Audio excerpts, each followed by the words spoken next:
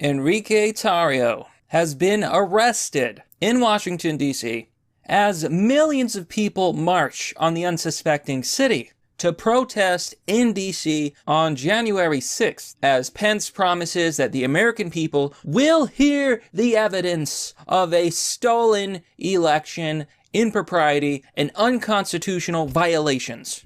Hello, everyone. This is Mr. Obvious, and today on the internet, we've got to talk about Enrique Tarrio, leader of the Proud Boys, now a martyr who has been arrested. Now, this is currently breaking news. Here you can see Proud Boys leaders arrested, accused of burning a church banner. Well, that's not the full story, folks. That is not the full story at all. You see, Enrique Tarrio is actually being accused of burning a Black Lives Matter flag. Now, while it is true that the Proud Boys have been seen on camera burning a Black Lives Matter flag, he didn't do it. It wasn't him. He didn't burn the flag. And I don't see why the leader of the Proud Boys should be punished for what other people did. You know what I'm saying? That just seems like a gross violation, abuse of power by DC, by law enforcement, and by the Democrats to shut this guy down. Now, the funniest thing to me was how the mainstream media was saying that Enrique Tarrio,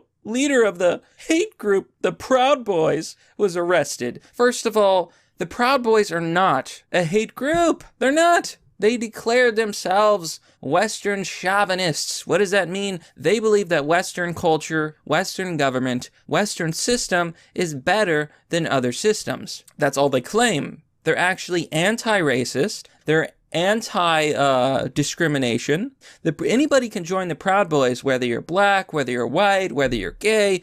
Some of the leaders of the Proud Boys in the past were, in fact, homosexual. They're not a hate group, not by far. They're all inclusive. They just believe that Western culture is superior. I, for one, believe it is. What's better than Western culture, huh? Is it Chinese culture? Yeah, China, the authoritarian, far-left government, where the government has literal camps where they put Uyghur Muslims, where they harvest people's organs. Oh, yes, human rights violations, China. Oh, man, it's a nightmare in China. It is an absolute nightmare of a country. So no, I'm sorry. I do think that Western culture is better than the alternative. Now, we've got a lot to talk about, folks. Enrique Tarrio he's being made a martyr because what do you have when you take the leader of a group who has basically done nothing wrong? But we're going to get into it, folks. We're going to talk about DC. We're going to talk about January 6th, and we're going to talk about Mike Pence says there will be nukes dropped on Washington, D.C. on January 6th. Okay, Enrique Tarrio, arrested. He's being charged with destruction of property. And they're saying that he targeted a church. I believe this is a total lie. You see, on Black Lives Matter's website, or at least it used to be on their website, they say that they are explicitly anti-Western family, anti-religion in a lot of ways. They're not a pro-church group, so I believe that this has nothing to do with the church, and it's stupid to even say that. So here's the official quote. MPD members arrested 36-year-old Henry Enrique Tarrio of Miami, Florida, D.C. police said in a statement. He was charged with destruction of property related to an offense that occurred on Saturday, December 12, 2020, in the 900th block of 11th Street Northwest.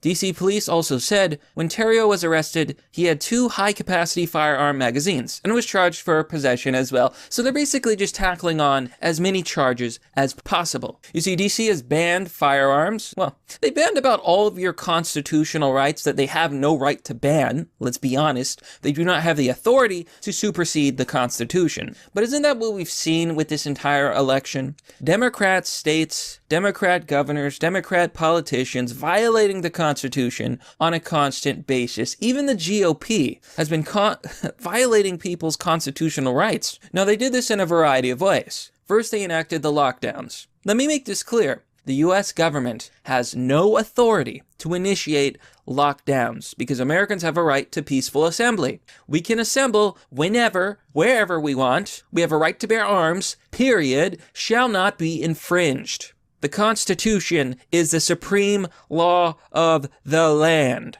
Period. No ifs, ands, or buts. But that's the problem with America that many people have seen. A complete violation, a betrayal of the American people. They betrayed us by locking us in our homes, by destroying our jobs, by destroying the economy. So many people have lost their jobs. You know, there's a lot of people saying that there's going to be a revolution and that Trump is going to become president, that things are not going to play out how the elites want, or how the mainstream media wants, or how big tech wants, or how the corrupt establishment, often leftist, people want. I don't know. I can't tell you what's going to happen on January 6th, but I can tell you what Pence has said. So, according to Mike Pence, at the Georgia rally, Pence said America will hear the evidence of election fraud on January 6th. And I've been thinking, folks. So there is a recent phone transcript of Donald Trump on a phone call with the Georgia Secretary of State, a Mr. Brad Raffensperger,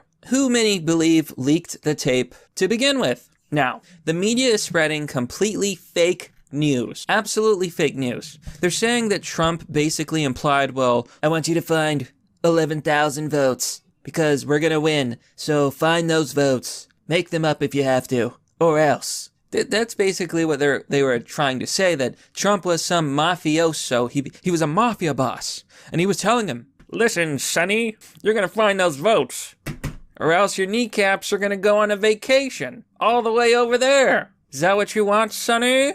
No, that's not what Trump did. If you actually listen to the tapes, and I have to question, because I heard people talking about this, and it was like, well, did you even listen to the tapes? In the tapes, he's basically saying, look, we found hundreds of thousands of what we believe are fraudulent votes, and in this state, we only need like 11,000 votes. So why don't you actually do a full audit? Why don't you actually come clean? Tell the American people the truth. Brad Raffensperger doubled down. He said, everything's fine. It was an honest and fair election. We will not look at any of the evidence. We will not have a full audit. And he released the tapes. I believe we know who our enemies are, my friends. You know, and I'm just seeing article after article lying to the American people. Here on the Wall Street Journal, Trump pressured Georgia Secretary of State to find votes. See, this is why I hate the media and their absolutely false narratives. Trump did not say this. Period. That is not what happened. And anybody who listens to the audio will know that. The problem is that the mainstream media knows that the average American is not going to listen to the audio. They're going to read the headline. They're going to watch CNN. And then CNN's going to say, Trump was trying to get this guy to find him votes. Oh, he's corrupt. We told you, folks. Orange man bad. It's a lie. But this is how they brainwash people. This is how they trick people. And it makes me sick. Now, January 6th. Where is this all going? Well, I believe we may be on the precipice of a reckoning. They say that the fire is coming, folks. Maybe that's why the Washington, D.C. Mayor Bowser, oh, what a name, requested and I believe got approved for the National Guard to come up on January 6th. Now, this is among reports that, what's the estimate? Like 2 million people are thought to be coming to Washington, D.C. If you check the flights, they are booked.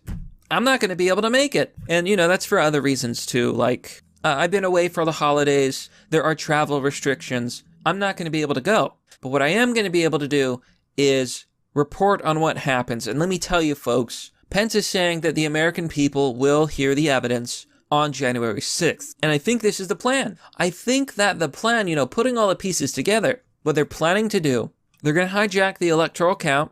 We have about, 100 Republicans who are going to contest and challenge the Electoral College. I believe they're going to use this as their chance to show the American people all the evidence they've gathered.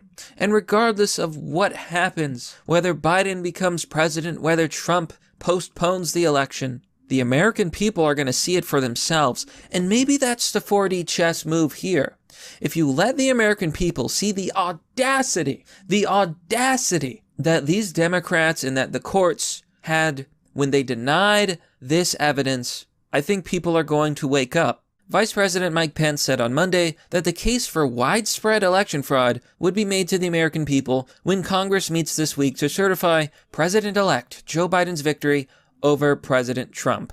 He says, quote, "We've all got our doubts about the last election. I share the concerns of millions of Americans about voting irregularities, Pence said in an indoor congregation at Springs Church, Milner, Georgia. Yada yada. Come this Wednesday, he said, referring to the impending certification of election results. We'll have our day in Congress. We'll hear the evidence. Now, is this all performative? Or for months, have Trump and Pence been planning for something huge? Will the millions of people who show up to Washington, D.C. completely shake Congress to its core? Well, here's what I think is going to happen. I think the Republicans are going to make their challenge. I think that the media, as usual, is going to obstruct justice and obstruct any evidence being shown. They will turn off the feed, they will turn off the camera, and they will refuse to show what is happening inside. So when they're showing their evidence, the American people will not be allowed to see it. It's going to be what may be considered the most corrupt day in American history, where the media colluded every step of the way to make Joe Biden win, to lie to people, to cover up stories that were negative about Joe Biden and amplify stories that were negative about Trump, even if those stories were not true, just like the fake news phone call allegation where they're saying that Trump asked the Georgia Republican to find votes. Or maybe not. Maybe millions of people are going to show up, and I am hoping that the American people make their voices heard, because that's what America is about. There's a lot of people who do not believe that this election was run in a fair and honest way. And I've got to be honest, I don't have faith in the system. Not anymore. I don't even think I had faith in it to begin with. But now I know that these people are dirty. Now I know the system means nothing. They're not following the Constitution. And the founders said, when your government becomes tyrannical, that government no longer has legitimacy. Now you can interpret that how you want, but for me, it says that the people choose. And they're choosing to march on DC. We'll see what happens, folks. But that's merely the obvious. Well, that's all for now, folks. What do you think about this story? Let me know down below in the comment section. What's your prediction for what's going to happen on January 6th? I have trouble saying 6th for some reason, but bear with me. Anyhow, I want to thank you all for watching. I know I've been gone for a while. We'll see what happens. I don't know what's going to happen. I just think that it's going to be big. Anyhow, thanks for watching. This has been Mr. Obvious, and I'll see you all next time.